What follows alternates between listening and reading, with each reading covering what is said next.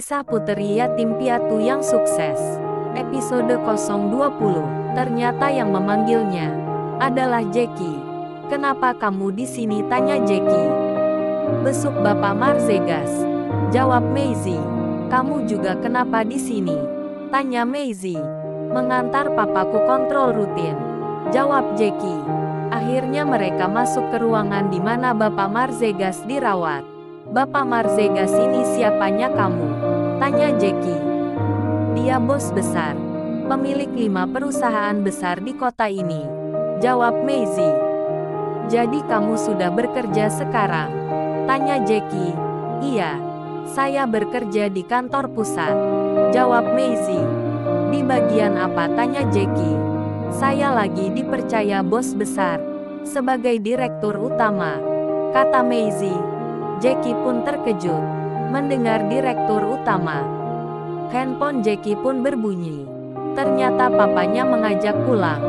Akhirnya Jackie pamitan duluan. Maisie cuma mengantar sampai di depan pintu. Maisie masuk lagi dan duduk di samping bos besar terbaring. Dari semalam sampai sekarang belum juga siuman. Tapi untunglah ada Bapak Kodir menemani di rumah sakit. Dari pagi ia menemani bos besar. Karena ada Bapak Kodir, Maisie pamitan pulang untuk mandi. Maisie pun pulang karena hari sudah sore. Setiba di rumah, ia mandi dan ganti pakaian. Sudah selesai beris-beris, ia chat Bapak Dirga. Dia sebagai wakil kepala mengabarkan bahwa bos besar lagi dirawat di rumah sakit. Maisie pun berangkat lagi ke rumah sakit. Di jalan pun ia beli makan dan minuman, karena pasti Bapak Kodir belum makan. Setiba di rumah sakit, Maisie pun menyuruh Bapak Kodir makan. Maisie merasa senang bos besar sudah siuman, dan sempat ngomong sama Maisie walaupun suaranya tidak jelas. Maisie langsung memeluknya, karena Maisie merasa bos besar seperti orang tuanya sendiri. Dari omongannya yang dapat ditangkap oleh Maisie, "Tetap urus perusahaan, jangan kamu tinggalkan." Maisie pun tidak bisa menahan air mata. Maisie sudah merasa senang melihat bos besar sudah siuman. Tidak lama bos besar terdiam lagi. Seperti tadinya.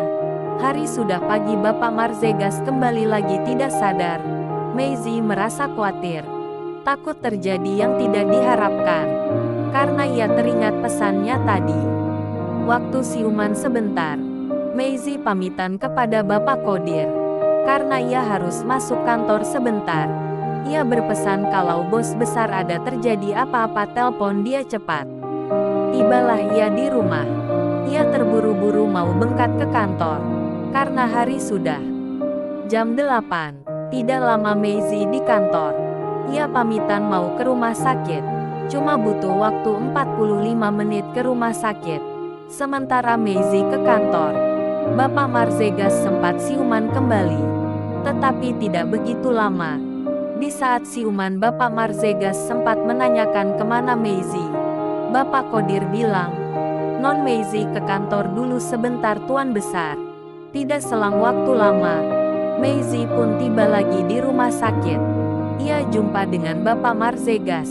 Sudah dalam keadaan siuman. Tetapi Maisie masih belum yakin bahwa Bapak Marzegas akan cepat sembuh, karena kondisi kesehatannya terus menurun. Tapi di dalam hati Maisie selalu memanjatkan doa, semoga Bapak Marzegas cepat diberi kesembuhan. Dokter maupun perawat selalu memberi pertolongan dengan maksimal. Di kali ini banyak pegawai maupun karyawan yang membesuk bos besar. Bukan seperti kemarin itu. Hari demi hari, bos besar dirawat di rumah sakit.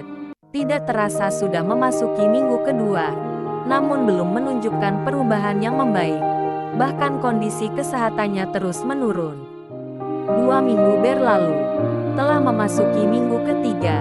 Bapak Marzegas dirawat di ruang ICU di rumah sakit jantung. Pada akhirnya ia diberikan izin pulang oleh dokter. Tetapi harus kontrol setiap minggu. Maisie langsung mengurus administrasinya. Mereka pun pulang. Tidak lama mereka tiba di rumah. Maisie pamitan pulang. Sebab ia terlalu lelah. Sudah 2 minggu kurang beristirahat. Karena besok ia akan ke kantor. Seperti biasa, Maisie berangkat ke kantor selalu tepat waktu.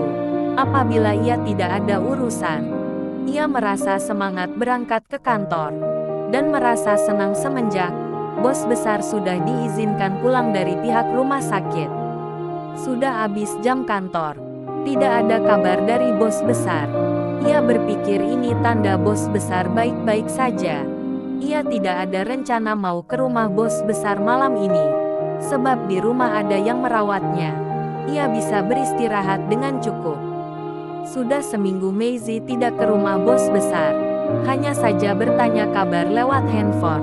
Sehari lagi waktu kontrol ke rumah sakit. Hanya ia akan mengantarnya. Tidak terlintas dalam pikiran Maisie untuk malam ini. Jarum jam menunjukkan jam 22.15. Handphonenya berdering.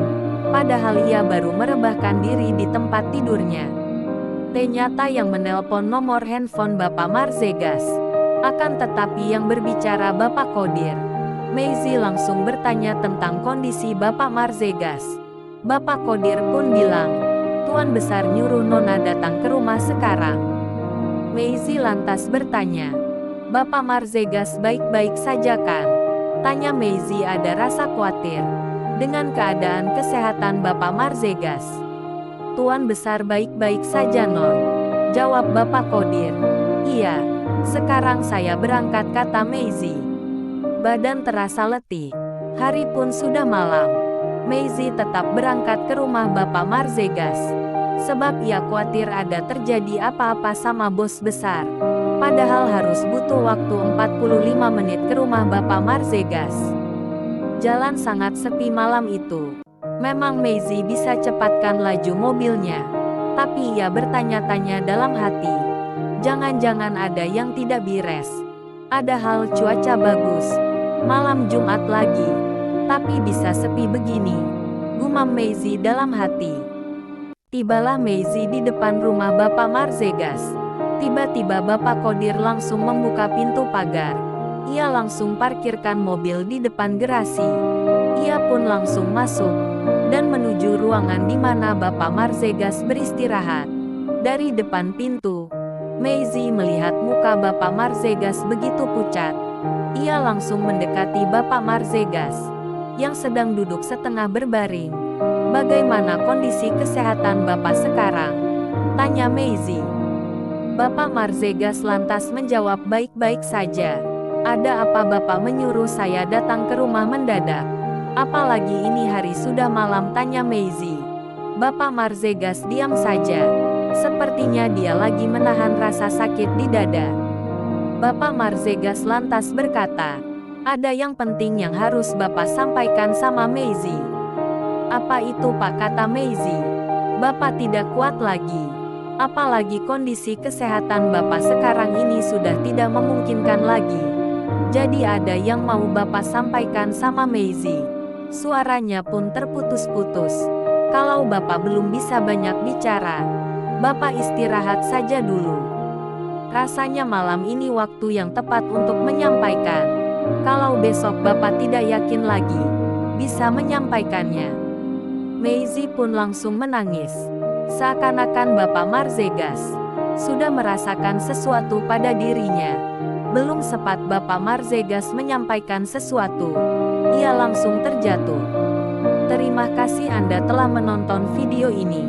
Tonton terus videonya di Rafflesia Channel agar tidak ketinggalan ceritanya. Jangan lupa like, share dan subscribe.